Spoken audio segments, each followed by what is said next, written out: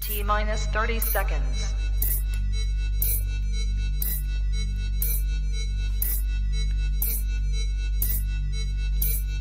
T-minus 20 seconds.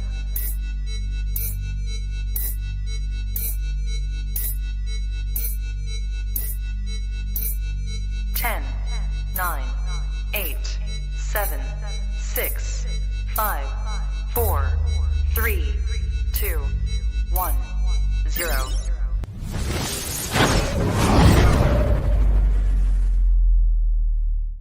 Hi, I'm Victor Garber, and you're listening to the Flash Podcast.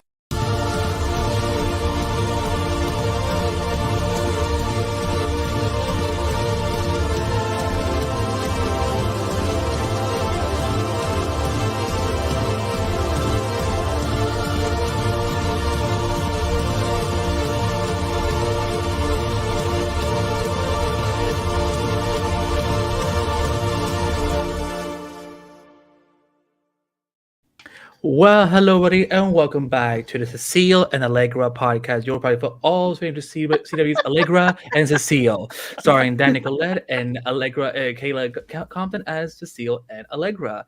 I'm your host, Andy Babak, as always, and joining us as always are Breeze and to get this week taking over their shared body, Lacy. How you girls doing today?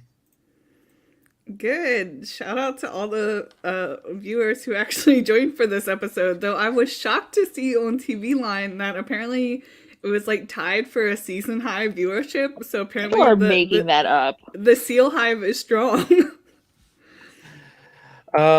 Yeah, Toddy is oh my god, hi Sky, so good to see you. So good to see you. Hi Justin, good to see you. John Patrick Van happy early St. Patrick's Day to you too. I don't really celebrate it. Maybe the girls do. Green is it's amateur hour. Wow. Well, no, I'm serious. It's because it's the day that it's the day that people who don't normally drink decide to go hard, and then they like barf up green beer in the bathroom. It's also the day people who don't normally decide to have Irish Pride have it, whereas I have it year-round. Sorry to Banshees of Inisherin for getting shut out at the Oscars. That was honestly one of the most depressing movies I've ever seen, though, so I'm not sure that I'm that upset about it. As a depressed Irish American, I felt represented. You felt seen? Did you feel seen? Yes. Angela should have won. Is all I have to say about the Oscars. But who's surprised that the Oscars, that the Academy Awards somehow found a way to mess things up again? Look, I can't be anything but excited because Michelle won. So yes. that was. And she had a great dress. Like that was. I am here to win an Oscar. The outfit. So. You love. Yes, indeed. But Toddy is she's actually at South by the SXSX festival right now. I think she's driving home today, so we will hopefully see her for the next episode. This is gonna be an interesting recording. I feel like I need to put out some sort of disclaimer that we don't attack anyone who works on the show, whether they're actors, writers, or direct producers, or people who work on crew, whatever, and so on. But boy, are we about to talk about a really, really rough episode? And there's no news. Anybody else feel like kind of insulted that they were like, we have 13 episodes of this final season, and this is one of the 13 that we're gonna give you? I was just like, try again. So there's no news this week. The only things to look out for is that Flash is now on a little break. It will be back on Wednesday, March 29th at 8:07 Central on the CW as usual, with the one and only Nicole Maines from Supergirl showing up as Dreamer, aka Lianal. So we look forward to that. But and we might do something next Thursday. Say maybe, because we're not gonna have really any other hiatuses, I guess, because we know May 24th is the series finale. So there might be like at least one more week break, but like we might do something live. I was thinking about doing some big live West Island type of show. So so stay tuned on that as we figure out the details. But let's get into episode 6 of season 9, called "The Good, the Bad, and the Lucky." And it was written by Jess Carson and Thomas Pound, and directed by the one and only Chad Lowe from Pretty Little Liars. That's right, ladies and gentlemen, Arya's dad directed this episode. And Oh my god! Sorry, that was just worlds colliding a little bit.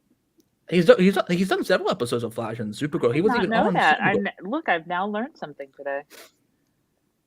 How does that feel? It kind of tracks because PLL was another show that maybe went on a little too long.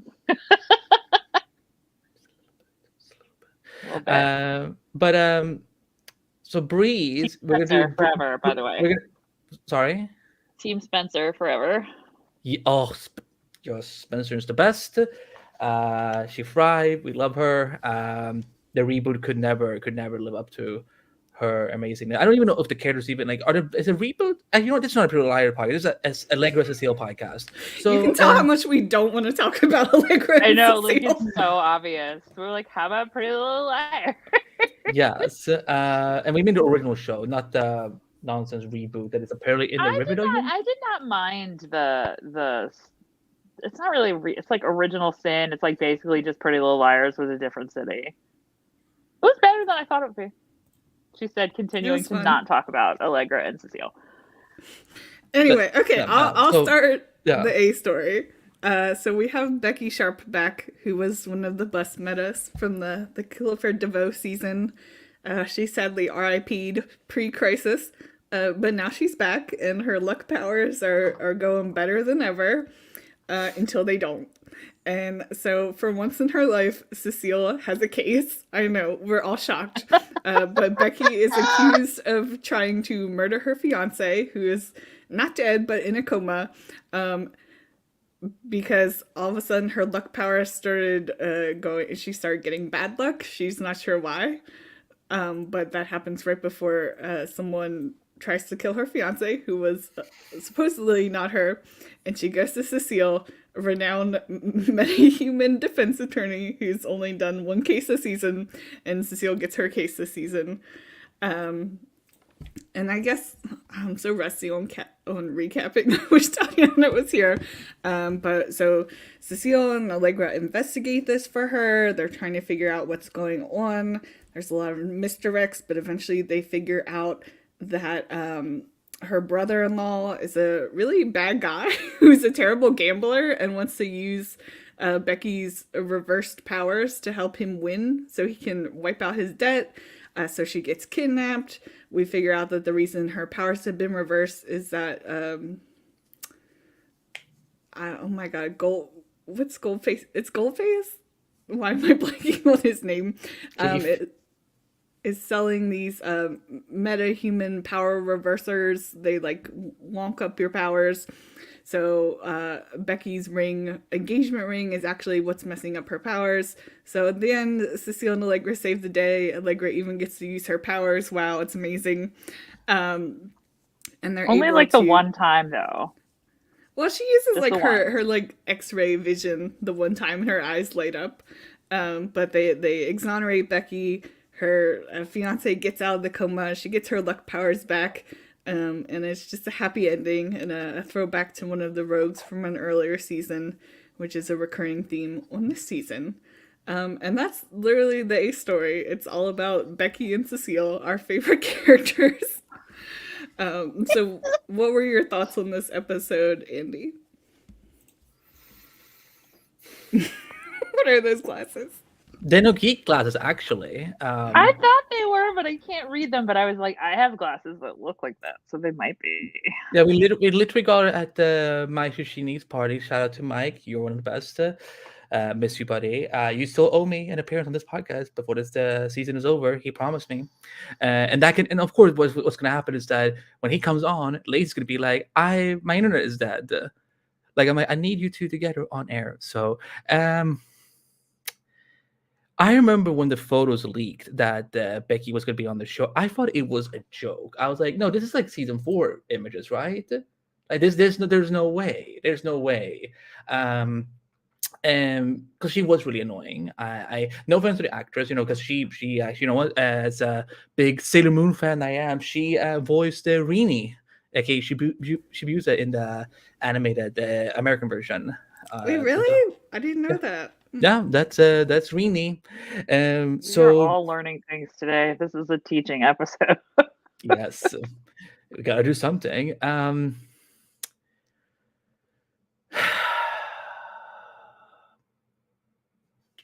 Okay, I didn't care. I didn't care for this. It, it was hard. Like, there were, again, there were some cute moments, like, and Cecile going to work for once, because someone has to pay the bills now that she is in charge of the West House. But damn, y'all, this was hard. Like, I couldn't, like, again, I'm like, out of all the metas to bring back, we had to deal with her, with Becky. I agree with Mads. Becky's first episode was 10 times better than whatever this was. Yeah, because it actually involved the Flash.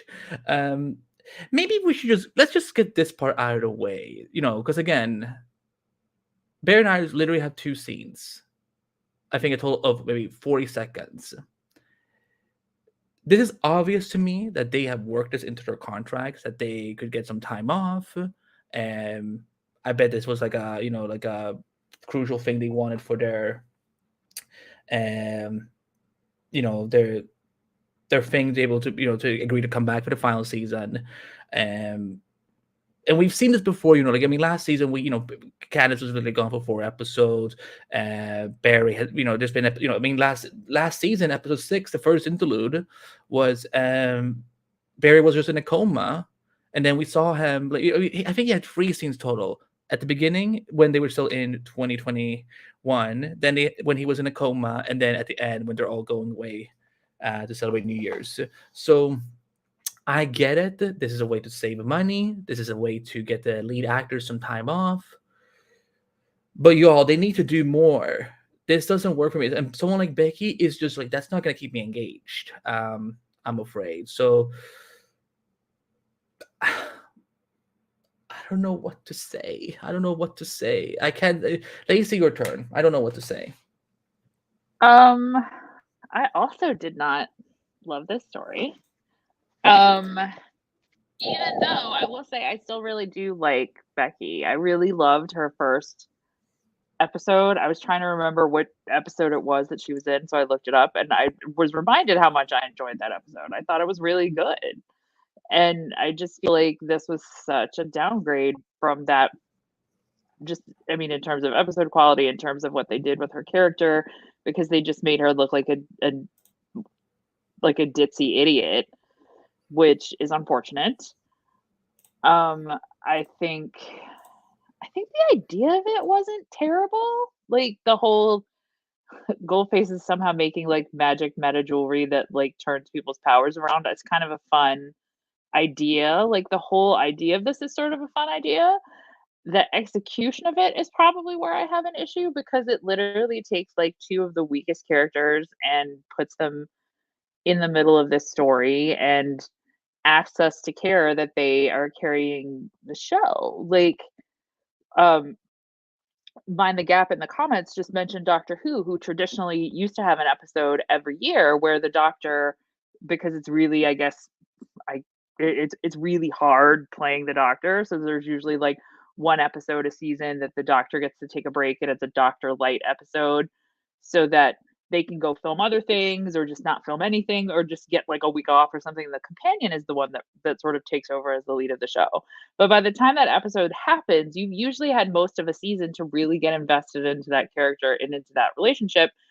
And it's really interesting to see that character get a turn in that kind of position. Well, this season has done nothing with Allegra besides give her a boyfriend, and done nothing with Cecile besides lose her husband that she's now like real upset about parenting, which we'll get about her parenting choices, which we'll get to in a second because I know she's got a rant coming on that one. But like, it's like they just took the worst characters to give this story to, and like none of them played very well off of Becky. None of them were really brought like a fresh perspective to the story or anything. I mean, I'm glad Allegra remembered that she is in fact a metahuman when she was literally like they were holding her up at gunpoint and she literally had her hands up at the bad guys. I was like, girl, just shoot light out of your hands that you were literally holding up towards the bad guys, which she did like 5 minutes later, but only after something else happened. I don't even remember because I've forgotten all of like the specifics of this episode because it will not remain in my mind. But I don't know. I feel like this was a cute story that could have been a lot better had they used different pieces to tell it. But the real problem is that this is the kind of story that does not have any place in a 13 episode final season. It just feels like completely momentum killing and completely superfluous and just like, wow, that's an hour of my life I'll never get back. And it did nothing towards bringing the show to anything that felt like closure. So thumbs down. Yeah, I agree. In theory, it's not a terrible episode idea. We've had fun episodes where it's the supporting cast before. I'm thinking of, when Cisco and Chester like traveled back in time to like find Dion or travel to the 80s. Like that was fun, but it was also in a much longer season. And it just doesn't work in a 13 episode final season of a show. I also think the timing of it was really poor. I completely respect Grant and Candace negotiating their contracts to have an episode off or whatever, but to have it directly after they find out that she's pregnant, which I wasn't on the show last week, so I didn't get to talk about that. But like, share your thoughts. We did. Well, I mean, I think you can guess my thoughts. I listened to the episode and they were very similar, but also like it should just be a bigger deal, right? Like they weren't expecting her to be pregnant yet, and they're just like, oh, we're going to like get a massage, like no big deal, and then they come back for a little baby shower, which like great Cecile can throw a baby shower but not go to her own kid's birthday, but that's for a later segment. But yeah, it just didn't work at this point in the season. And it's not anything necessarily against Cecile or Allegra or the episode idea. It's just within context of the season, it doesn't work. I agree. Like, I don't dislike Becky, but she's also not the most interesting metahuman. So to have like Cecile solving a case, being a DA in the middle of the season, it just feels like a bit too much Cecile for the final season of the show. And I kind of wish she had just moved to the country with her family. Also, how far did they move that she needs to take a literal train out there? Like, she cannot drive? Like, what? It's so, whatever. But, yeah. So, I would, And there's like only one train leaving Central City at 8 o'clock. That's the only train. I just, like, want to know how good the Amtrak is in the Arrowverse. That it's better to take a train somewhere than to literally any other mode of transport. But yeah, so if I was grading this on a curve, I would probably give it like 3 stars, but within context of the season, it just was a frustrating thing to sit through. Yeah, I think for me the idea is that because we can read some thoughts here in the comments. Mind the guy that it's too bad he couldn't get Barry's kids for this one. I agree. Mads brings up a good point. I just don't really understand him saying we don't have time to do X, Y, and Z because we have a limited episode, but we have time for this. And I think this was something Eric said in some interviews during the premiere, and I kind of get what he's talking about. I also think I think he should have also said is that it's not just about that we don't have time for it, but also I think there's some financial things they just cannot do.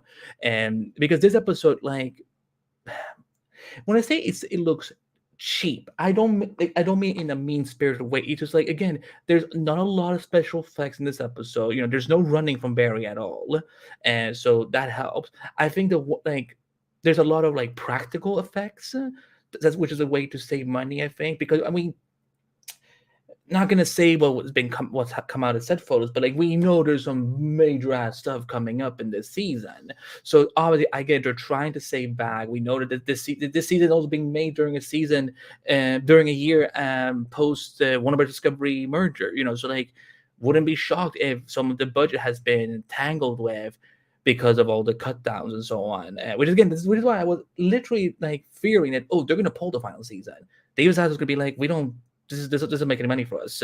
But yeah, so I agree. I think it's not just about like the limited amount of episodes, but it's also about like having limited resources as well.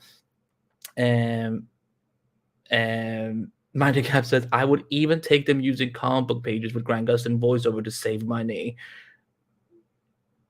I mean, a Flash animated series would be fun. That would be fun. Let me see. Ollie0305 says, is it possible Grant was doing extra on another upcoming episode which requires a big budget? They usually don't like film. Like if he only shot this much for episode 6, then this was probably because he went off to have some time off, and they usually don't start on another episode, I think, at the same time in that regard. So, Minor Gab says, I remember Supergirl had a great younger Karen Alex actress who took the lead once a season. The Midville episodes, they were so much fun. Mads also says, even if they only had Grant Candace for one day of filming, they could have had him in more than 30 seconds. But see, that's the thing. You have to remember, sometimes like these scenes that they film, I mean, it's not like they just do one take and then just move on. We have to remember that one scene can take a day sometimes. So they probably just filmed all of their scenes, which was 2, in one day, and then they had the rest of the week off. But now it's Andy's turn to recap, and we're going to talk about why the woman in the middle is the worst parent in the world. That's Lacy's headline in the Google Doc. Although I probably would have been even meaner about this. So after a lot of back and forth these past couple of weeks of I don't want to move, but I'm also excited to have a long distance relationship with you, Joe, she comes to the determination that she misses being with her family, and that she thought like being a superhero would be easy. And now she and Allegra are roommates. Welcome to Allegra Cecile podcast, everyone. I will say my thoughts to last. Breeze, what do you think of Jenna's mother in this episode? Just, I'm so mad. I support working mothers, but within context of the show, for her to seemingly never be working, and then all of a sudden she has to work the day before Jenna's birthday and miss her birthday, like, I understand it's TV, I know it's fictional, they're trying to create drama, but it's just like, if this is the best storyline you can come up for with a character, just quit trying to make Cecile happen. If they, and I think Lacy has even said this before, if they had just made her like this badass, like, metahuman defense attorney and made that her story arc throughout the series, that would have been great. But they didn't. They went to make her Team Flash superhero, freaking Joe saying, oh, that you're so important to the team. But it's like she's not being important to the team on this episode. She is just being a lawyer, which is fine, but like, they don't know what to do with Cecile. I understand that they didn't want to just like fire Danny Nicolette because of Jesse L. Martin leaving. That wouldn't have been right either, but they just don't know what to do with her, and this constant flip-flopping of what Cecile wants and what Cecile's doing is just, it makes no sense. And I know they were in a little bit of a corner because of Jesse L. Martin leaving, but that alone is not an excuse for how poorly this character has been written. And end of rant. Justice for baby Jenna's birthday. Lacy. +1 to everything Breeze just said. And here's the thing. I don't understand. This is literally the second time this season that they have done this, which is what makes me so just like incandescently annoyed by it, is we went through like 3 episodes of Joe saying he was going to move and then just saying he was not going to move and then moving. And it literally required everyone to have the same conversation like 5 times. So now we have Cecile, who doesn't want to move, who maybe wants to move, who is excited that her husband is leaving with her daughter to leave her free to pursue her superhero and lawyer lives, and is now like acting like it's the worst thing in the world, despite the fact that multiple conversations were had about how this is like the most exciting thing for her. I don't know why we have to keep covering the same topic. Like, it is baffling. No one cares that much about where Joe and Cecile live. Like, I just truly do not understand why that, like, why did Joe have to move? Why couldn't he just start writing a mystery novel at night while he makes nugs for Jenna or something? Like, there's just like a bajillion other ways they could have done this instead of this like repetitive bullshit. Which just like, I feel like I watched this part of the episode like 3 times because they keep having the same conversations and then backtracking on them for like insane reasons. I don't care. Plus 2 what Lacy said, and I, for people who saw me live tweet last night on the Flashback Twitter account, no one should be surprised that I am kind of fed up with Cecile, and I want to put a disclaimer. I have nothing against Anne Nicolette. I think she's a wonderful actress. I think she's done some great work on the show with other storylines, but Cecile is not a superhero. I was laughing every time they kept calling her Superwoman, because again, it's like, first of all, Superwoman is a separate, even like, it's actually an actual character in DC Comics that maybe we'll be able to Super Lois at some point. Who knows? But I for the love of me cannot understand, why are they pushing her so much? Why are they? But like, why are they pushing her in this arc? The thing is, I understand for her to become a bigger part of the show. Let's go back to season 4, because she was part of all the bus matters and whatnot. So I totally understand that. Okay, she had to be part of that mystery, but I'm sorry, just because you have power, it doesn't mean that you are a Team Flash member. And I don't see it. Like, I don't see it as a superhero. And I'm not saying that women of her age, of her type of powers, cannot be superhero. But it's just that for me, the powers have never made sense. They're always inconsistent every season, and I've kind of just, by 8-20, I just like, I'm giving up. At this point, like, she could poop rainbows out of her ass. I would be like, you know what, makes sense. But this episode for me is like, what Breeze and Lacy said is that you're gonna do an interlude episode, because let's just keep it straight and factual. These are not some of the most beloved characters on the show. They're not. Social media is constantly talking about, like, if there's any cringe moments in the show, it's usually about either Allegra or Cecile or Mark or whatever and so on. These are not not two characters I think they can lead this show on their own. This show, they can probably lead a different show. Like, not question their acting about other projects, but in this show, Allegra and Cecile are not the type of characters that are resonating with audiences. And to make us sit through almost a whole hour about a case that we don't care about, because that's the thing. This episode just makes Cecile look like the biggest hypocrite.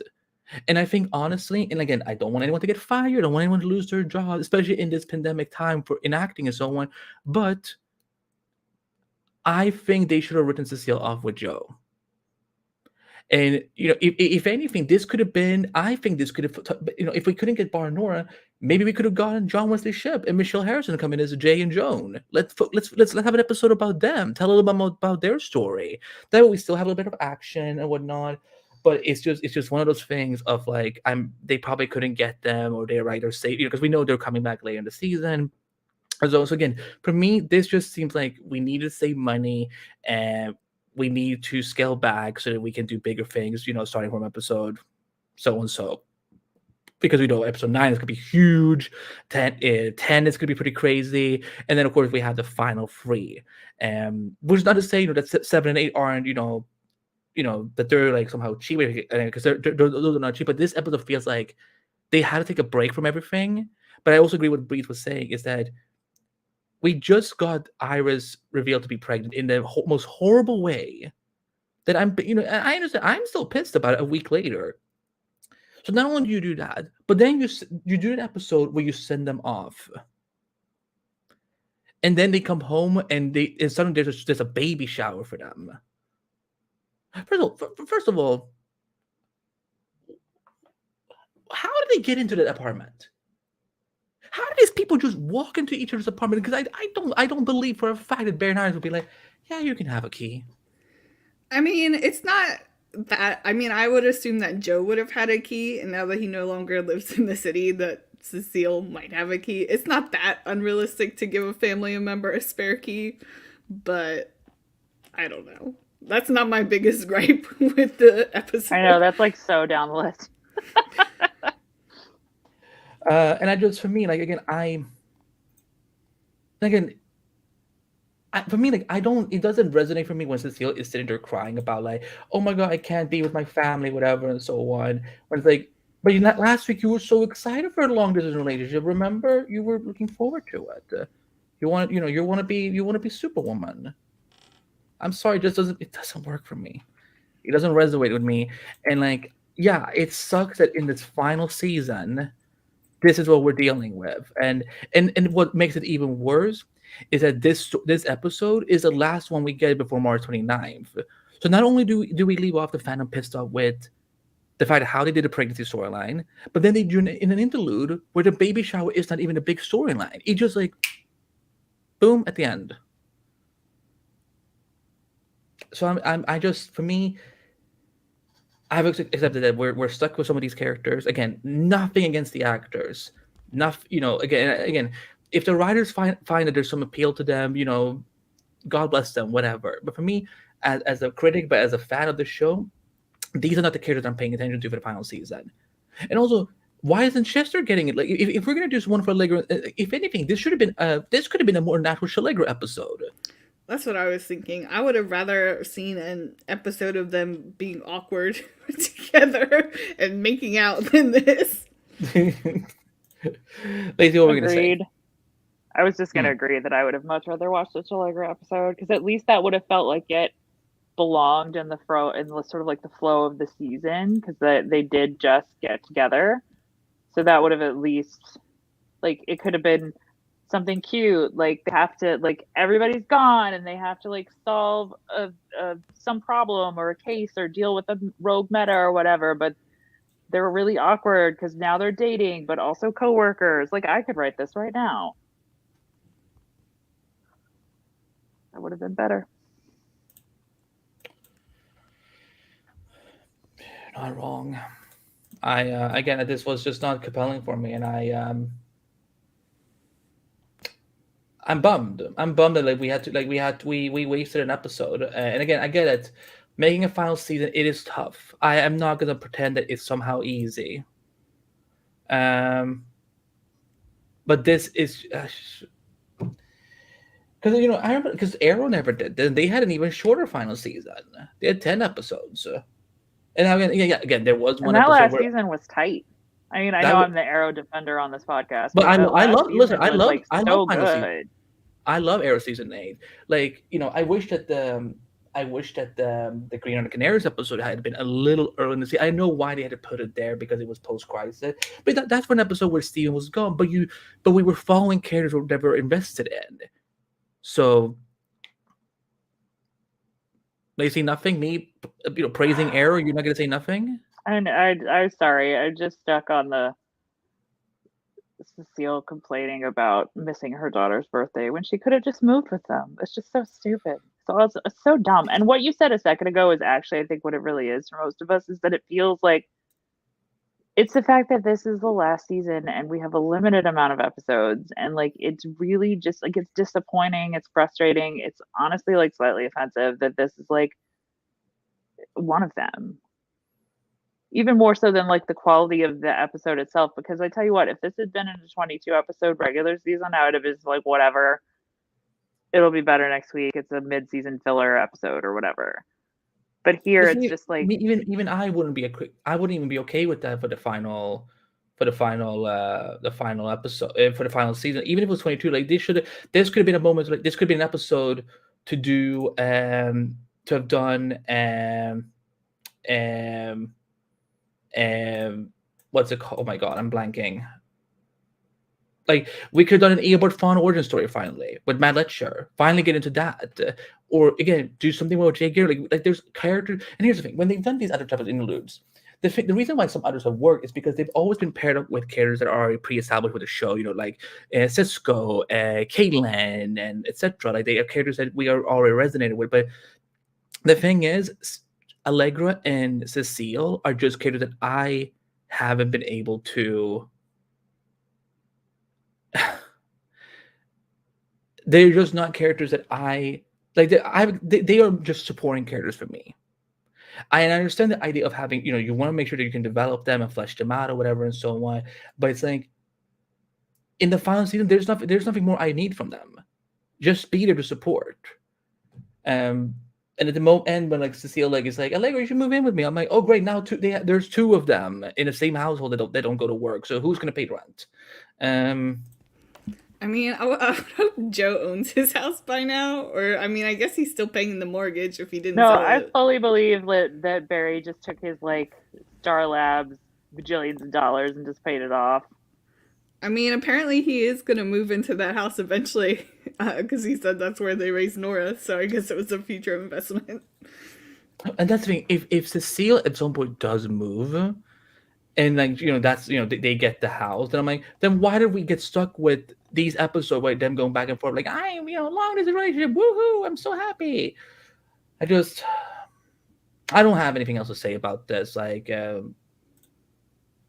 because I don't want to just sit here and rant. I feel like I've gotten everything. I there's nothing more to say about this. I can't deal with it. Is it time for Keon Corner, where I will rant on a different topic? Yes, let's go. Let's go to Keon Corner, which, as usual, is a sad and horrible place. Because this week, Keon's story involves Mark creeping on her like a total weirdo. Because she saved his life by kissing him, and now he is fixated on her because he thinks some piece of frost still exists in her, and that she is therefore an appropriate substitute for him to, I don't know, force himself into her company because reasons. I don't know. Go away. What does that mean? Get a job, stay away from her. Yes. Literally. That's how I feel about this. Get a job, stay away from her. But in the meantime, while he's fixating on Keon, he decides that it's time to prove that she has meta powers in some way, because he, in his fixation, fully believes that she has to have ice powers, despite the fact that Chester has built a weird Star Labs t-shirt jetpack combo to test her for a variety of special abilities. None of which she has. And Mark is really upset about this because, again, weird fixation that she must somehow be Frost come back to him or something. And she's like, dude, I just don't have ice powers, and that's okay because Keon is remarkably chill and does not punch him in the face like he probably deserves. But anyway, she does make it snow inside, which is a little bit weird and kind of indicative that she might actually have ice powers. So Chester runs some scans on his supercomputer and sends them off to Carla. Shout out to Carla, who is apparently just thriving, running her business, not caring that her other daughter is dead, and now she has a weird third one. Whatever, she's living her life. And all of the tests comes back very weird. Keon doesn't have any dark matter or meta trademark things in her blood or body. I'm not really sure what Chester is testing or how he got her blood or other bodily fluids. We're just going to keep moving past that. But it also turns out that Keon is apparently, despite inhabiting a human body that went into the cryo chamber, somehow not human. And they don't know what she is, but she is not a meta. She is not human. She is, I wish I could do the Arrow voice, something else. So now you need a voiceover? Something else. Yes, exactly. That is what Keon is now. Because if I think about this too hard, I'm just going to pass out from this is so stupid. Because despite having Caitlin and Frost's body that went into the cryo chamber and came out of the cryo chamber, she is now no longer human, but not a meta, but apparently can make it snow. Have I talked about how dumb the storyline is? Because it is dumb.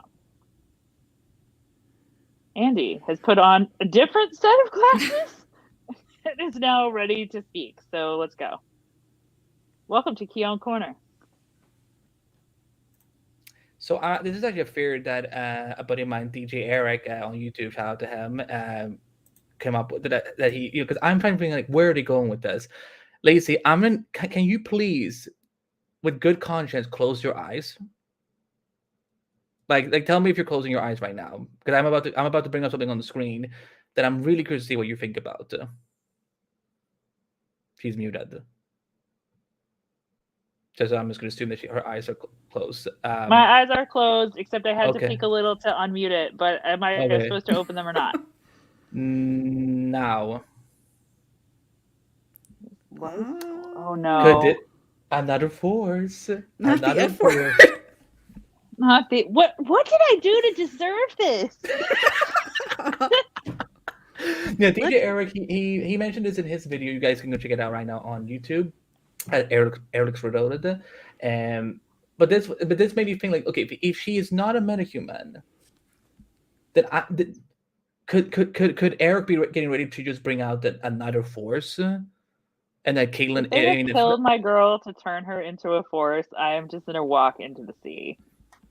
I will just not even like watch this finale. I'll be like, and I'm done. I can't. See, this theory requires me to remember how the other forces became avatars of the forces, which I don't. I don't actually even think it was like consistent, because they were regular people before they were forces, but then I guess the regular people died, but not really. I don't. Right. So what would have happened to Caitlyn in the cryo chamber to make her become the avatar of the life force is, I guess, what I'm trying to wrap my head around. I think it's cute that you think they would ever explain that. Wow. Yeah, the live for our audio listeners, and what we're looking at is a screen share of the DC database on the life force, which on the wiki says the life force is one of the 7 hidden forces of reality that allows life to flourish. Now in the mythology, like what's up, Electra? Hope you're doing well. There is a Keon in Greek mythology, a nymph apparently. So and she could control snow or some such thing, because we've been joking about like how we think that this is just meant to be Layla from Sky High, but in the Arrowverse. But this is a possibility that somehow Kate, by using Snow's Frost DNA. Okay, hold on. When Frost died, Caitlyn took some DNA or whatever to replicate her or whatever. Maybe what they're trying to reveal is that Frost has always been part of the life force. And by mixing this DNA with Caitlyn again, somehow she must have activated a connection to the life force, and that's how Keon came in. Like maybe Keon is the avatar of the life force. When I saw this fear, I'm like, I'm gonna bring this up, even though I know Lacy is gonna be freaking furious with me that I even did this. I could see them doing this, and I will be unwell. Let's put it that way. If it means that we can get this, it could be worth it. I guess so, but she better be able to literally like raise the dead. I don't know what to say about this storyline, because I feel like we need this is like the time sickness all over again, where I feel like I have to see the rest of it to see how it plays out. But like, this feels so messy. Breeze, anything with you on Keon Corner? Yeah, I guess I don't care what she is, because I just want Caitlyn back. Nothing against Keon. I like that she has like these nature powers. I think that's interesting.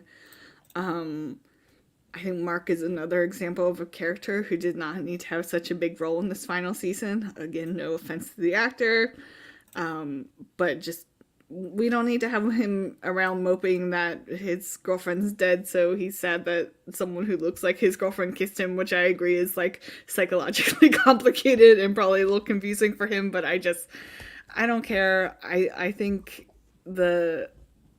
I was listening. I forget who said it on last week's episode. Since I was listening to it, but like, we knew this was going to happen. That they were going to hint at Keelan's powers, ruining the pregnancy reveal, and then we were still going to get like a whole episode about her powers.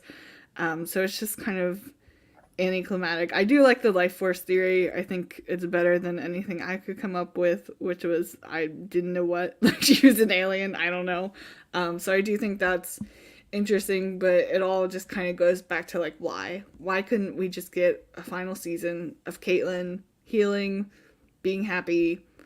Like, why couldn't she have been the life force? Why did she have to become someone new to be it? Like, maybe she could have found her purpose that way and like moved on from her grief for Frost. But yeah, Lacy's fear is always Lacy's fear at the beginning of the season is what I would always preferred is Caitlin with some type of ice powers, and because that's way better than having to introduce another person. So it's I need my girl to get so much therapy. Like, she needs so much therapy, guys. Like, I mean, she needs to be alive first, obviously, but then so much therapy. And here's the thing: I could if at this point I'm almost guessing like if it is the life force they're doing, is Caitlin just stuck in the life force that she and Keon has just switched places? Oh god, now I'm having visions of her like hanging out in the Soul Force with Dion. It's like being trapped there because that's fine. It's great. I think this is our shared reaction for this episode, like with all the plots. What the going on in here on this day? I just want to read to play the clip. Where's Toddy when we need her? She probably, she said, I knew this episode was coming. I'm going to get a press pass to South by Southwest so I don't have to record this episode. Well, on the bright side, not that there's many with this episode, Iris' hair looks amazing. She's pregnant. They're getting emotional. We got a kiss. They're so sweet. They're so cute. Oh, look at them. They're so adorable. I don't know what Barry is pouting about, but that looks funny. One thing we need to talk about is during the baby shower surprise party scene, what is Mark doing with their luggage? That's a great question. I mean, former criminal, die hard? I don't know. Maybe someone's like, John, can you move that out of the scene? And he's like, sure. Sure. I don't know why that's my job, but sure. Because like I was rewatching the episode, and I suddenly see I'm like, okay, wait. So Barry goes to hug Keon, but he doesn't hug Mark, and suddenly Mark is out of frame, and I don't get it. Jordan, can you please come on? I don't know, save us. But I'm just like, what is Mark doing? Someone in the comments says, can we talk about Picard? And I'm like, I would absolutely talk about Picard. This week's was so good. Yeah, it's really, I mean, I didn't hate the first two seasons, but this season's really good. I haven't even watched it. The first two seasons are actually bad. The first season is fine. The second season is bad. Yeah. But yeah, I don't know what else there's to say about this episode. This is a downer. This is not even remotely interesting, and I look forward to forgetting I watched it. Let's put it that way. Yeah. Want to see what the people have to say? Let's see what the people have. Yes, to say. Jordan, you want to say what? And come on for a second, Jordan, as in my co-host from Endless Multiverse.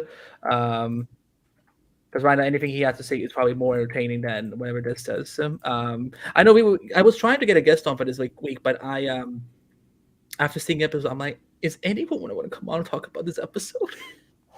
I mean, truly, it's that there's not that much to talk about. It's just like this episode was disappointing, and we all are suffering. Oh my god, Electra said Mark is trying to steal their souvenir. But this is literally what he looks like. He looks like he's like the kid that will get excited for their parents coming home, being like, "Did you get me something? Did you buy me something?" Oh yeah, maybe that's it. Maybe he's looking for his souvenir. Mark, you're not that Mark. You barely just redeemed yourself. Again, like I just couldn't stop laughing when I can't unsee it now. I'm like, what are you doing there? It's just ridiculous. So, feedback. This will be fun. There's actually less feedback than I was expecting. I think because everybody else is just like, this episode was bad. All right, I will start with tweets, and since I don't have that many, Breeze, I'll help you out. Wait, hold on. We'll do this. Hold on. I want to introduce you guys to my good friend. He's known as the Chainsaw of Reacts on YouTube, and one of the contributing writers on Multiverse of Color, and one of my amazing co-hosts on this Multiverse. Jordan, save us. What do you need to be saved by? What's going on? Like, entertain us, do something. Like, because we don't have Toddy here. Toddy usually does the Toddy cast so amazingly, but this week it's like none of us are good at recapping. So, like, do you see any bright star, any bright light with this episode that we have missed? Well, I just got home from Shazam! Fury of the Gods, so that's good. The only thing that was worth noting in this episode was the fact that they don't know what Keone is, and she's not a meta nor a human, whatever that means. Everything else, no. Like, I don't. Okay, without going too over the top, the episode was unnecessary. I really felt that they just dropped the ball on how they approached this episode because. Like, what's her name? Becky Sharp? Is that her name? Sure, let's say that.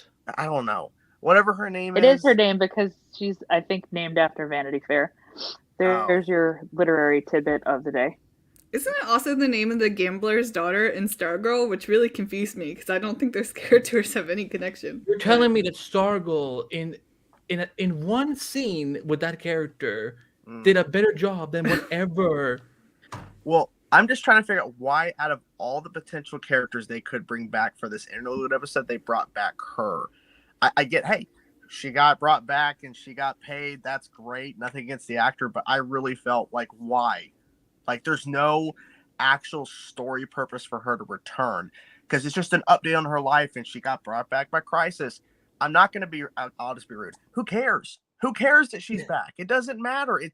Because it doesn't ultimately affect the characters moving forward when we actually get to episodes pertaining to the main plot. They're not going to bring this back up.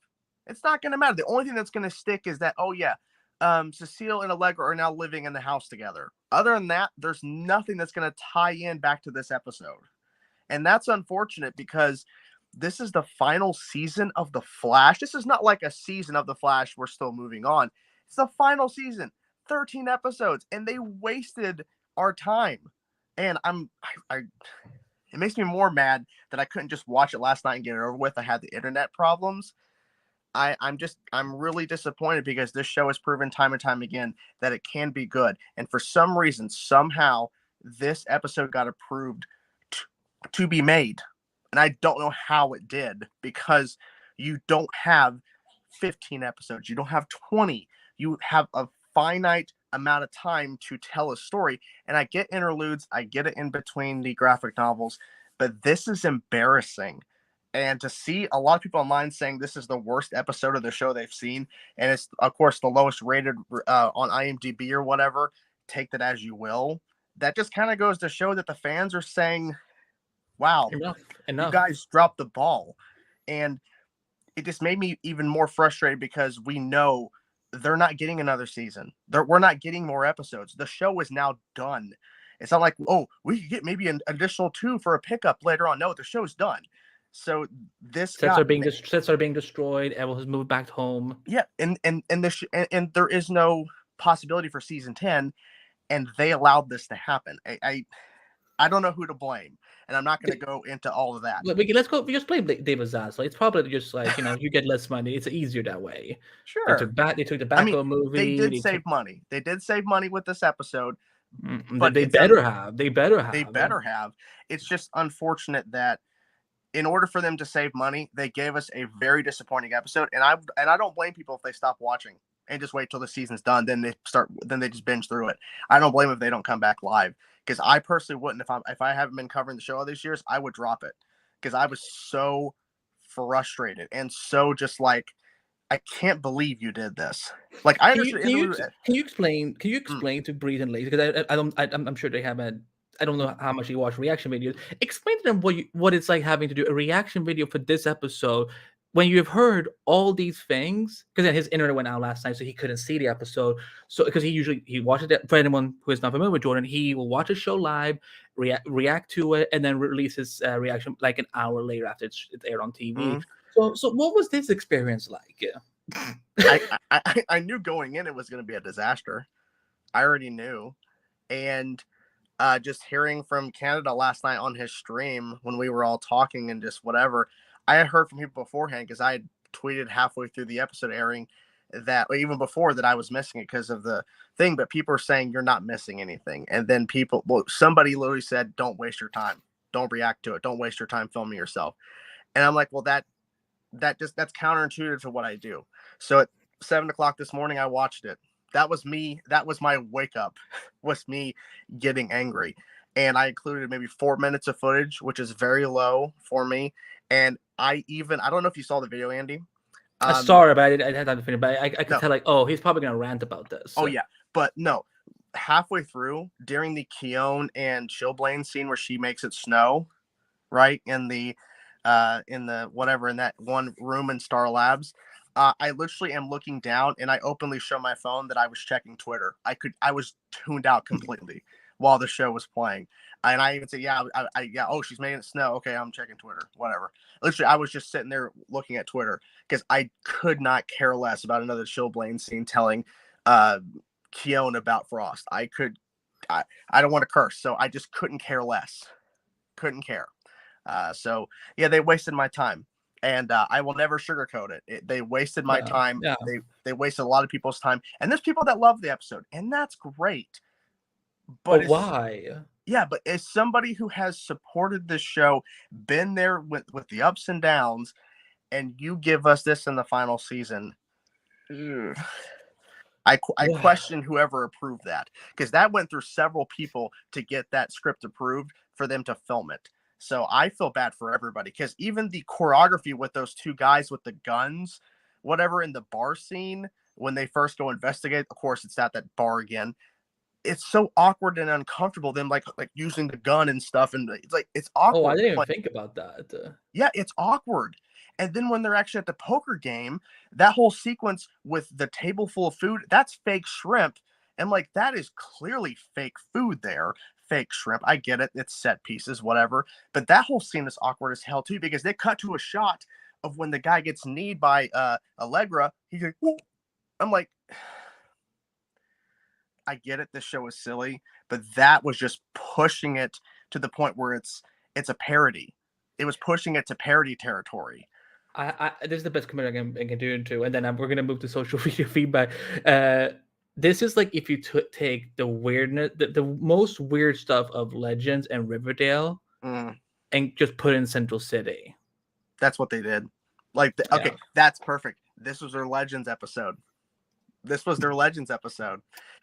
Where the writers didn't care, and I said this in my video, and I'm not going to go into it. One of the writers said this was their last thing, and this before I saw the episode last night, and they tweeted saying, "This is my last episode I co-wrote," and they were really happy and everything. I'm like, that's great. You got paid for a script. And I said in my video, I'm not trying to disparage you, because you might be a great writer, but I'm sorry, I don't know what you did here. I don't know. Like, David Zasla's fault. You should have given given them more money so that you could have like. Because there's an interlude episode with a bunch of heroes, Oliver Diggle and Kid Flash, and they have blood work. That's an interlude episode. It's like, think of it as 8:15 of last season. Like it's like a soft interlude, but a soft start of the final graphic but novel. Also it's technically an interlude type thing. But yet you have that kind of episode, but yet you have this, and you have next episode, which is Dreamer. Why couldn't you bring a character that the fans actually care about into this episode and somehow create a story around it? Why did you have to go with a character that people did not like the first time, and then you made it worse? Nothing against the actor. No, that's fine. It's fine. Just being honest. So Lacy, what what are people saying on Twitter? Did we really only have 3 tweets? Yeah, like I said, I feel like people just didn't even like care enough to be mad at this episode. And I don't blame them. I don't blame them. Our first tweet is from Electra, who literally just said in the chat that she didn't care enough to write an email, so she sent a tweet instead. And it says we have 8 episodes left, and we get a filler ep focusing on supporting characters instead of Barry and Iris. Even their big pregnancy news was overshadowed by Frosty the Snow Woman. Surely we could have had at least one scene where they get a private moment to react. Not impressed. Kenny Crayley says a mixed bag episode of The Flash this week, though did like the bookend scenes with Barry and Iris. Overall, I give it a 5 out of 10. Hopefully the next one is way better. And Sarah 42821 says it was awful. The writer should be ashamed of themselves.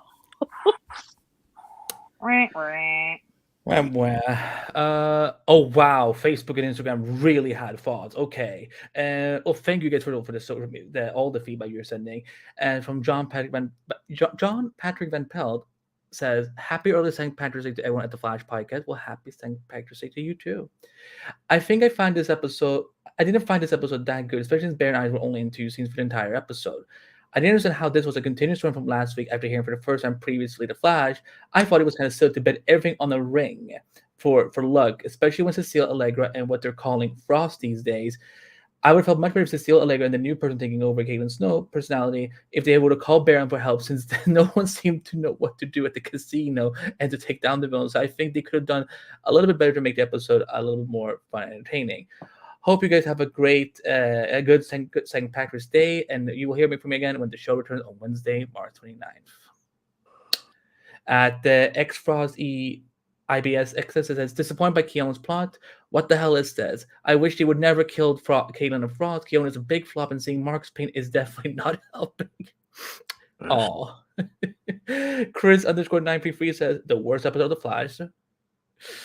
Oh, here's one from West Island _my home says, I'm channeling my inner Peralta and warning and with a warning. I'm about to monologue, son. I don't even know where to start. An Allegra and Cecile episode? Who on earth asked for this? Literally, I can think of people that would ask for Keon episode, Chester, or even Mark. Or even Martesque. But never a team up of these two. It does highlight the main issues that caused the decline of quality of the show, though.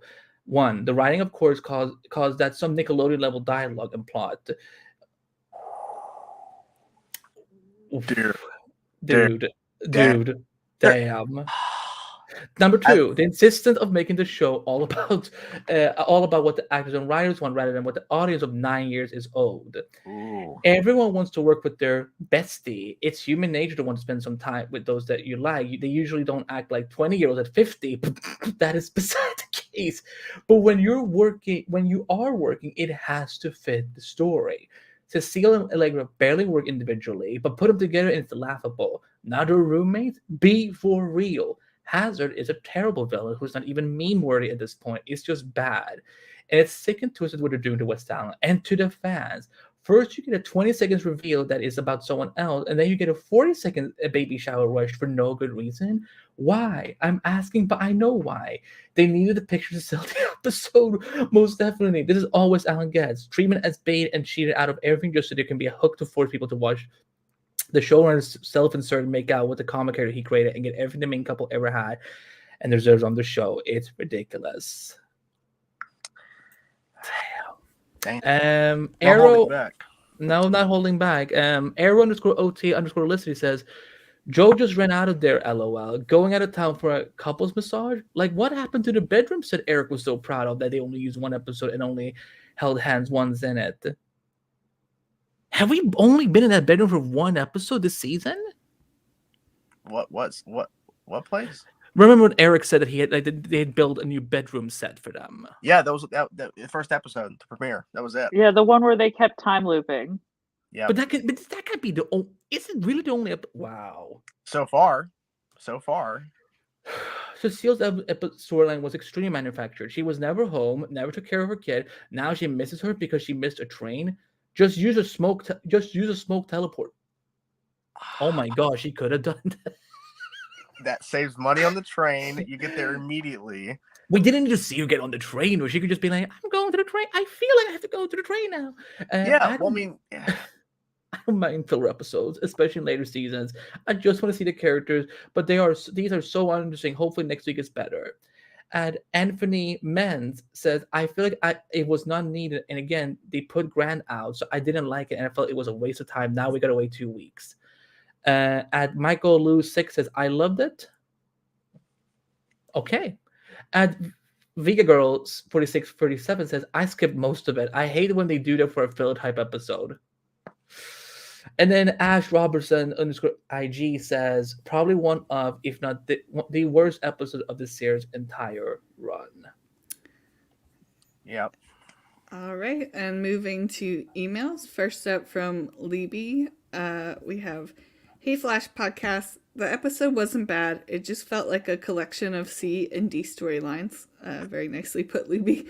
Becky and her tale of woe just wasn't interesting enough to carry the A plot. I liked her back in season 4, but this time she was even more whiny. This is the first client Cecile has defended in ages, and maybe her 4th overall since she left the DA's office. And honestly, they are only focusing on her as a lawyer as an attempt to legitimize her staying in Central City. It's ironic that when Jenna has an actual reason to be off camera is the most she has ever been acknowledged. But no Joni name drop. Maybe she was erased in Crisis? Also, why couldn't Cecile use one of Allegra's teleportation balls to visit Jenna once the case was solved? Barry used it to travel to Africa just last episode. Instead, she is having breakfast with Chester and Allegra instead of with Jenna on her birthday. These writers clearly want Cecile to look bad, and I don't know why she would want to live with a 20-something woman instead of move with her family. Speaking of, Allegra finally used her light powers. The CGI must be very expensive because Allegra has only has powers when the Flash is away. I wouldn't mind Chalegra if I wasn't so resentful that they've had more kisses in PDA than West Al in the past 3 seasons. But what I resent more is that Iris's pregnancy announcement was ruined to hint to Keon's powers when the Sleeping Beauty kiss with Mark was enough to lead into this episode. The montage of Keon trying to activate ice powers went on far too long. Why would Mark assume that her powers would trigger the same way his does, especially since Mark uses mechanical bracelets and isn't actually meta? I think Mark and Keon have more chemistry than he ever had with Frost. No. I know, controversial statement, which I know is weird to say, as it's the same actress. I do wish they would stop giving Danielle such lame dialogue. No one talks like that. The baby shower at the end was definitely the best part, with Barry and Iris being the cutest parents to be. I do wish they just announced her pregnancy in the premiere so that we could properly see it develop, because now it will need to be rushed. And I think it's a disservice to Joe and Iris' relationship that he won't be a part of the big moment in her life. I mean, his baby girl is having a baby girl, and Joe is nowhere to be seen. Honestly, the whole baby shower doesn't make sense without Joe and Wally. I'm so glad next episode will focus on Iris for once, and if the promo is any indication, it's going to be a fun one. Thanks as always for reading this. Cheers, Libby. Then from Mads, we have, on this week's episode of The Seal, Cecile remembers how to be a lawyer and forgets how to be a mother. Again, all while learning how to use public transportation for the very first time. It's apparently Jenna's birthday, even though that definitely doesn't line up with the season 4 finale, but her organic birthday waffles will have to wait because Kramer just reminded Cecile she has a job to do. Cecile does her job and also Barry's, but misses her train, and now Jenna is going to start thinking of Kramer as her actual mom, and just Cecile is just some auntie who visits on the weekend. But it's all okay because Allegra thinks she's Superwoman, and in her eyes, that makes Jenna the luckiest motherless child in the world. After all, this hero... Excuse me. After all, this heroless city needs her more than her daughter does anyway. Elsewhere, she tells Allegra and Chester to get a room, but then says, wouldn't it be great if that room was next to my room? And asks Allegra to move in. Then they all head over to West Allen Loft, where apparently even the 6 locks on their doors, no match for Cecile's willpower. And Barry and Iris make a cameo. And that's what you missed on the seal. And she includes the seal emoji. Thoughts. What sparked joy? The promo for the next episode. What didn't spark joy? Everything else. Kidding. Obviously the baby shower scene was really cute too, and I'll be replaying it over the next 2 weeks. But having the leads completely off screen, following a very monumental moment for their characters, felt odd to me. It also would have been super great to see Iris at CCC Media Expansion Party and not just hear about these things happening off screen. I get that maybe Grant and Candace asked for time off, but there's got to be a better way to write that. I also think last week's episode being so dismal and ending with a disappointing pregnancy reveal didn't do anything to help this episode. As it stands, it just feels like the show is dragging and focusing way too much on unnecessary things. We're halfway into the final season and we still don't know what's going on with Keon, despite having 2 episodes focused on discovering who she is. Instead, we get left with yet another, so who is she? Cliffhanger, meaning we will have to wait. We will have to come back and revisit her storyline again. Feels like maybe randomly killing off an OG character only to replace her with a lookalike and then attempting to create and flesh out that brand new character is shorthand. Is in the shortened final season was maybe not the best idea, but that's just my opinion. I'm just kind of frustrated at this point. Every week I find myself hoping that the next episode will be better, and for the most part they just haven't been. And now we only have 7 episodes left. That being said, the next time actually looks really good, so maybe my hope won't be in vain this time. Catch y'all in 2 weeks, Mads. I don't think there's been an episode of the Flash podcast that where all of us hosts and all the listeners have been extremely unanimous in how they feel about said episode.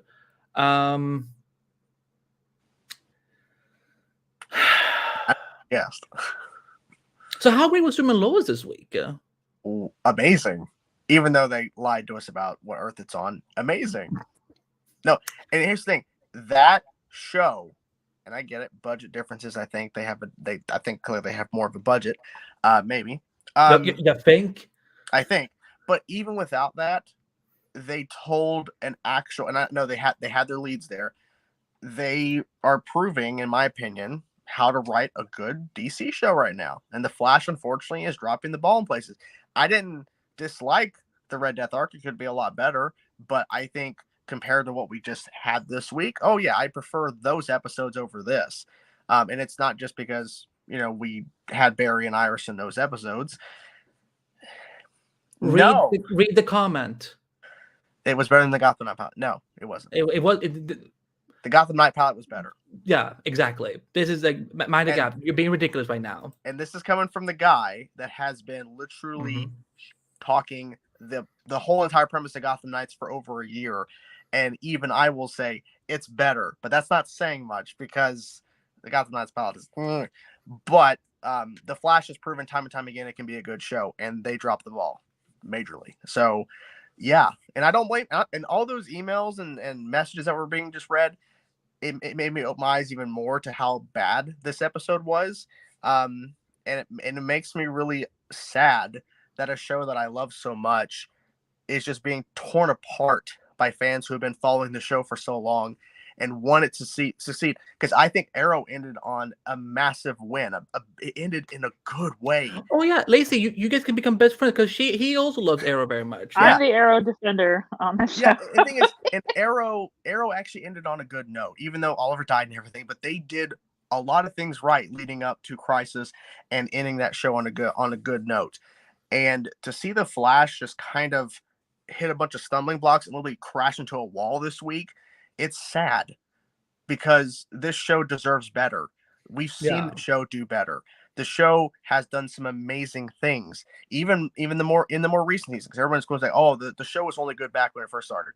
I don't agree with that. I don't agree with that either. The show has proven that it can tell good stories, and I don't want to go that far. But all I say is that I really wish we could literally go to the timeline that actually has a good final season of The Flash so far. That's actually great. Because right now we're not getting that. And if the show is only good when it gets to the finale with all the stuff and then the Oliver Queen episode, if those are the great episodes, that's going to be really disappointing. I really hope that's not the case.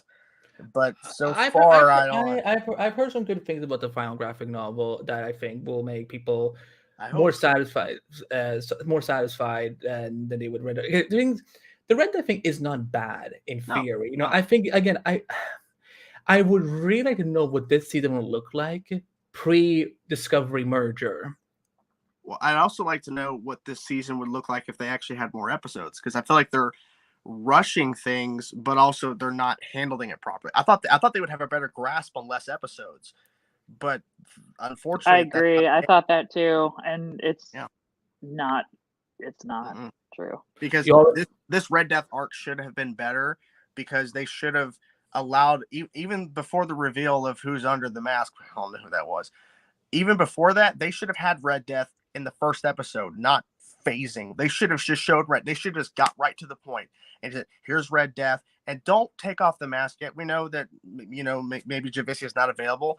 Just show Red Death. Show Red Death confronting Barry. Show some stuff, and then at the end of episode 3, you reveal it's Javicia. You reveal it's a version of Ryan. Why did they have to literally just keep Red Death showing up for one quick scene, 2 quick scenes, and then finally here's Red Death? It's like, no, you have only 5 episodes and I get it. They wanted to wait till Javicia was available so they could really utilize, and I get it that they showed a lot of Red Death in the back half of the arc, but you could have done more because you had stunt doubles on set wearing the suit. Just use them, utilize them. You could have done more, guys. What were you thinking? And I got so excited. We're getting Red Death. Yeah. Okay. And we're going to have Red Death do a bunch of Batman quotes. You don't need them. Whatever. Oh, come on. You nerded out when she said those things. I did. I nerded out for the Kevin Conroy thing, but it got so over the top. But I get it because the character's crazy. So I get it. But you didn't need to do all of it. I just felt like they could have just, gave us more Red Death in the Red Death arc instead of just having, the minions are gonna go do stuff. Like, come on. But Jordan, before we get to live feedback, I will just let you before I let you go. Yes, I'm kicking you from my own show. But tomorrow we will have tomorrow we're doing our 50th episode of In This Multiverse. We talk about Shazam: Fury of the Gods, and I'm sure our viewers will also want to talk about Flash. So we'll do in Q&A. So, but Jordan, tell them where they can find you on social media. Tell them about your YouTube channel and anything else you want to plug.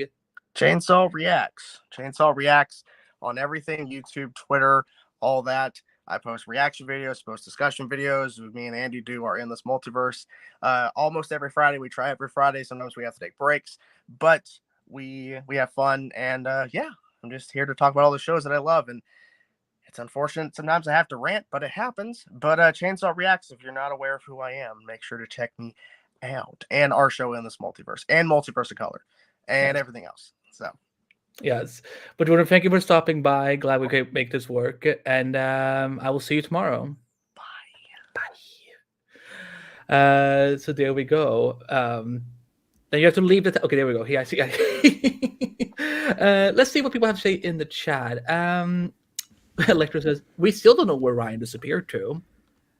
Yeah. She was in apartment 4. People who remember that reference, congrats. Matt says Red Death wasn't awful, but the Russian had so many plot holes that overshadowed the good parts of the arc. Let me scroll see what people are.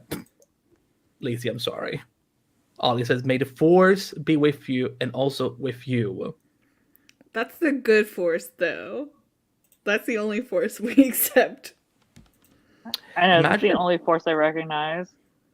Imagine what's her Kiona as like a Sith Lord or something. Yeah, she would be a Jedi. She wouldn't be a Sith Lord. I know, she's too nice to be a Sith Lord. She just kind of speaks like Yoda sometimes. She does. Someone is about to go make edits of Daniel Panbaker as Kyo with the Yoda voice, and then just send them to Lacy and be like, "Hey, what you think of this?" Add Lacy and be on Twitter if you need it. I'm kidding. Mindicap says you have a valid point. It's hard to remain objective. Again, Lacy, you're not hiding your handle. You literally have it right up here on the screen. Also true. It is my name and my handle, so whatever. Mindicap says you have a valid point. It's hard to remain objective because they are real people, but something you have to be on it and write up characters if they no longer have any use. Yeah. I agree. John Paddington Pell asks, is Jesse L. Martin going to be in the series finale? Probably. You better be. And Mad says another great option for Philip would have been exploring more of Chester's story because I feel like he's the only kid we know very little about. Yeah, And I feel he's able to carry stories better than I think than Allegra and Cecile can. Electra says maybe Keon is a demigod. Well, let's talk about that for a second, because I don't actually really know what does that mean? Wonder Woman is like a demigod. Oh, right. Okay. Because I like, mean, I don't know how regular Caitlin Snow turned into a demigod, but okay. I think they're referencing the fact that Kyun is like a mythological, like the name Kyun is like actually like referencing a mythological character. Yeah. But considering the Arrowverse really hasn't, I mean, well, I guess they did kind of touch it on Legends briefly. Don't they take Helen of Troy to Themyscira maybe? But like, I don't think they're gonna get into that. That'll be a lot to throw in the final season. Yeah, and this point, I'm like, I'm scared whatever's gonna come next. So, mine together maybe just an endless. I'm pretty. Oh my god, I would love that. I'm pretty sure the CW isn't allowed to use Sandman properties in that way since Netflix the Sandman, which is an amazing show that you can catch on Netflix. Electra goes, there's a Keon in Greek mythology, a nymph apparently, and she could control snow or some such thing. Yeah, you would think like, that's why I'm like, it's snowing, but she can also see light. Maybe she's a witch. Manigab goes. Manigab, I don't know how she would be Swamp Thing, but you know. Oh, maybe because like in Avatar of the Green, because she like can control plants. Like maybe she's because isn't the life force like connect because they're green and the red, like how we saw in Titans. There's like the green and the red and the black. Like maybe that's maybe instead of the life force, she's an avatar for the green. But again, I think they're not going to use that. I'm surprised we haven't. So we have seen the Speed Force, Negative Speed Force, Still Force, Sage Force, Strength Force. What if we literally get Life and Death Force in this final season?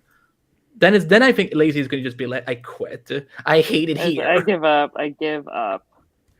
Although then that's like, who is the Death Force? I don't even want to know the answer to this. It's probably freaking like Eorthon. No, actually not. It's definitely not him. Electra goes, these last seasons have had me thinking that the show just doesn't care about their actual main character and rather become a fanbase about the supporting characters instead. I don't think that's what it is. I think it's just that this isn't this. I'm not spoiling a secret here, but this is literally how it has become in Hollywood. Is that leads will eventually start negotiating for better contracts where like they don't have to be, they still be on the show, but don't have to be in this many episodes or whatever, right? Or like they'll be in this many episodes, but they will only be in this many scenes for certain episodes because they want time off and so on. Because I think if we had as much Grant and Candace as we had in the first 3-4 seasons, I'm pretty sure the show would have ended in season 7. Like straight up, I think that's what would happen. Like, because look, Stephen Amell, he has talked about like how shooting 22 episodes was getting to him, and he was getting ready to wrap up, but Greg Brand convinced him to do a shortened final season, and he did 9 episodes. So. Yeah, you have to figure, especially when you're shooting in Vancouver or Atlanta or wherever. You live in LA. Yeah, and that's the thing. I think Vancouver has become a bit of a villain here for some of these shows that. Because look at how many shows this season on the CW only have 13 episodes. And I think it's because I think actors are now starting to say, we don't want to do the full season anymore. And Mads goes, the belly rub plus Kiss combo was the sharing star of the episode. Yes. Let's see what else. Marcus trying to steal Barry Night's souvenirs. Let's see.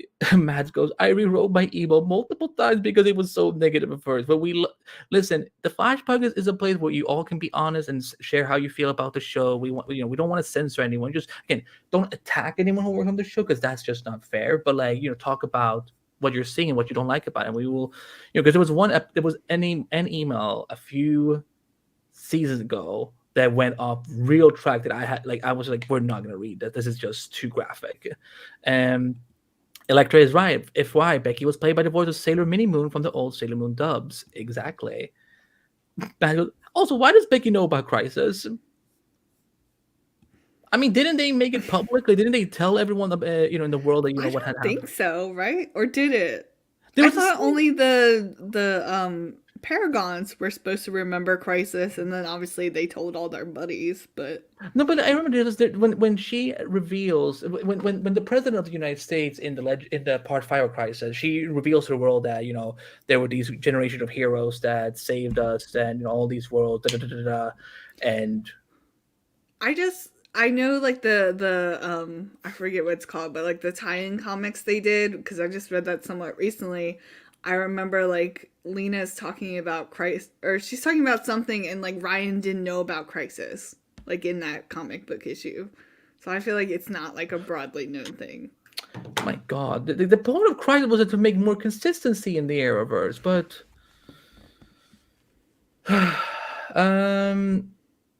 Electra goes, probably wouldn't have been a good idea to keep Real Shrimp out under hot studio lights, lol. That's probably a good point. On the plus side, Electra says, Superman Lois was pretty good this week. It was a pretty good episode. And the series premiere of Gotham Knight was pretty cool too, if I may say so myself. Let's see what people are saying. Matt goes, we saw the bedroom briefly in 902 when Bear and I was unpacking. Oh, right. Better be more bedroom scenes before the show's over. Let's see. I agree, Matt. They should have saved the baby shower for the episode with Wale. And also, who does a baby shower that early? I don't get it. Mighty Gap goes, Gotham Knights lost me at the Bruce Wayne corpse. Just keep watching, buddy. It will. Just keep watching. Kazi Otter says, this episode felt like nothing. It did the worst cardinal sin for me. It was absolutely boring. Mighty Gap goes, Oliver dies towards the end of the final season, and it was still solid. Yeah. Because you didn't need Oliver in episode 9 anyway, because that was a backdoor pilot anyway. So, Matt goes, they should have extended Red Dead into episode 6 instead of this nonsense. You know what? I don't disagree with this. I don't know if they financially could have made it work, but I don't disagree with this. I think one more episode could have benefited them. Because he goes, no, they aren't rushing things for me because it really feels like the filler episode. Because it really feels like the filler episodes, but dropped after overarching episodes. Yeah, I mean, that's the thing. We've had good interludes before, but they've sometimes been weirdly placed. Like last year, we had a lot of good interludes, but they were weirdly placed. In season 7, we had a lot of bad interludes, but they were perfectly timed placed in the season. So, new Rachel goes, Keon is definitely a mythological being. Again, we still want to know, how do you go from cryo chamber to godly force? I don't. And as Lacy pointed out, we will probably never find out. Maybe what we need from Lacy is like maybe during one of the highest episodes, she can write the ideal storyline for Caitlin that should have been in season 9, and we will read it on air. We can reenact that. Lacy will obviously be playing the role of Caitlin. Bree's obviously the role of Baby Jenna. So I'll have no lines. Thanks. I'm just kidding. But and then finally, Electra goes, it's not the quantity of screen time that's important, it's the quality of that screen time that's needed. And Bernard needed better quality screen time. I agreed. And Electra goes, maybe Keon accidentally shouted Shazam one day. By the way, when she was like trying her power, was anyone else getting Tobey Maguire Spider-Man vibes from the first movie? When like he's like trying to like Web, he goes like, spin, web, Shazam, web, go. Oh yeah, doesn't she? I forget what she said, but yeah, it's pretty much the same thing. So it must have been intentional. And yeah, but I think that's gonna do it for us, guys. So we will do something next week live. Probably something big West Island thing, so we can kind of just get in a good mood and vibe again. And hopefully Toddy will be with us, because when Toddy is here, things. We will maybe she will recap 9 years of West Island. We will just sit here with popcorn. We have to charge for that though. Extended Toddy cap. I would pay for it. But Lacy, where can people find you on social media and your other projects? I live at Lacy MB on Twitter. and pretty much every other social media platform that people have come up with thus far, even though none of them are as good or as fun. I hate Elon. So that's where I am with that. I write a lot around the entertainment web. I am on the Flash beat at Den of Geek, and also of interest to some in the chat, the Star Trek Picard beat this season. And I host a podcast called Televisions where we talk about British TV and entertainment. Come listen. What did you write anything about the Flash this week? I did not, which I actually, after I saw the episode, it was good. I was glad not to this week because sometimes it's really hard to. I don't know. I'm just happy. Let's leave it at that. I'm glad you're happy. Happy Lacy is the best Lacy we have. Breeze, where can people find you on social media and your other projects? You can find me on Twitter at Breeze Riley, and I share all my stuff there. I do not review The Flash anywhere else, but I do have a review of Carlos Valdez' new musical series up here coming out next week on telltaletv.com. So everyone stay tuned for that. It's Carlos singing, so you know it's going to be good. And you can find me at Andrew Bag all over Facebook, Twitter, Instagram, Vero, Twitch, TikTok, probably other places too. I forgot. I'm also a host of Endless Multiverse with my good buddy Jordan that you saw here today. Chainsaw Reacts. So youtube.com/Chainsaw Reacts every Friday at 9 p.m. Eastern. And I'm a senior writer at Screen Rant. I have lots of new articles. I interviewed Chad Coleman today from Superman Lois, who plays Bruno Mannheim. We don't talk about Bruno, but we do talk about this Bruno. So we'll go live on screenrant.com next week. We have a lot of Gotham Knights interviews on the Flash Podcast website with Misha Collins and the showrunners and co-creator, executive producer Natalie Abrams. I had a great time talking to all of them. So and guys, go check out Gotham Knights. You know, like it is worth a shot. I know Breeze and Lacy are not going to listen to me, so I'm hoping you guys in the chat will follow my limited word of wisdom. And also, I am the editor-in-chief of Multiverse of Color, which is now the new outlet for the Marvel Report, which is no more. The Marvel Report is dead. It's been buried. But Multiverse of Color is now live, and there will be some changes in terms of how DC podcasts operate going from here. And yeah, just check my bio for all my other things. But with that said, we're going to just do the plug, and then we're going to get the hell out of here and go to bed. So take it away, past, future, us, something. To find exclusive content and new episodes from the Flash Podcast, visit theflashpodcast.com. There you'll also find the latest info about the Flash TV show, movie, and comics. TFP never strays far, so please find the Flash Podcast on Facebook, Twitter, and Instagram if you should ever need us. And we need you to send us listener feedback on any of those platforms after each episode of The Flash. You can send your feels sporadically or wait for the graphic that appears every Wednesday at 9 p.m. Eastern, begging you to leave us your comments so we know you love us. XOXO, Gossip Flash. Make sure you never miss an episode by subscribing to the Flash Podcast on Apple Podcasts, Stitcher Radio, Google Podcasts, iHeartRadio, Spotify, and anywhere else you listen to your podcasts. Want to support the Flash Podcast? Leave a review and 5-star rating on Apple Podcasts, which helps more Apple Podcast users find the show.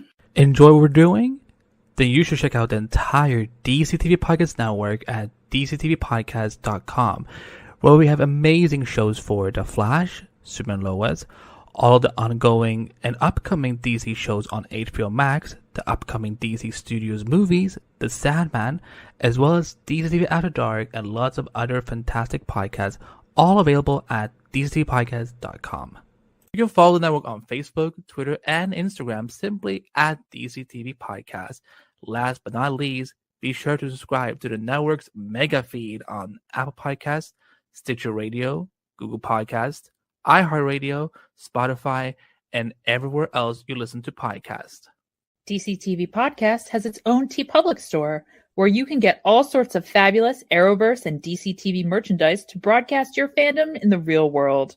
Click on the link in the show notes to start shopping and help support the network so we can keep making all these great shows. Make sure you subscribe to our YouTube channel at youtube.com/DCTV podcasts and ring the notification bell for up-to-the-minute news about live broadcasts, exclusive interviews, special clips, and lots more. And because we can never get enough of your beautiful words, you can also email The Flash Podcast at theflashpodcast@gmail.com anytime you want. Use it for longer listener feedback, questions about The Flash and DCTV, miscellaneous thoughts, or fanfic recommendations. We read every email, so don't worry, no Flash fan left behind. I forgot the image was up. I'm so sorry, guys. But yeah, thank you guys so much for tuning in for what has been it has been an episode. I think that's a nice way to put it. We'll be back probably next week. Stay tuned on our socials for what that little special edition will be. Probably one of our final special editions, honestly. Lacy, do you want to say something? No, I just didn't want to mute myself when I said bye. Okay. I mean, you want to talk about Picard? We can talk about Picard. Oh my God, this season really is so good, I have to say. I was not looking forward to it because the second season was not good, but this season is what it should have been all along. Well, I hope everyone enjoys the final season. There's other Star Trek shows to check out that I'm sure Lacy will also cover, especially one with Anson Mount, our Bay, our King, our Lord, our Savior. But what? Don't you respect the Anson of it all, the Mount? I do. I don't know if I would give him that many honorifics, but he's definitely my captain. So. Oh, Captain, my Captain. But guys, we will be back soon. So everyone have a great weekend. Thank you so much for tuning in. Thank you everybody who changed our reacts for coming on and filling the little void that we have created because of this episode. But until next time, I'm Andy B. I'm Breeze. And I'm Lacy. And we'll see you next time on The Flash Podcast. Good night, everybody.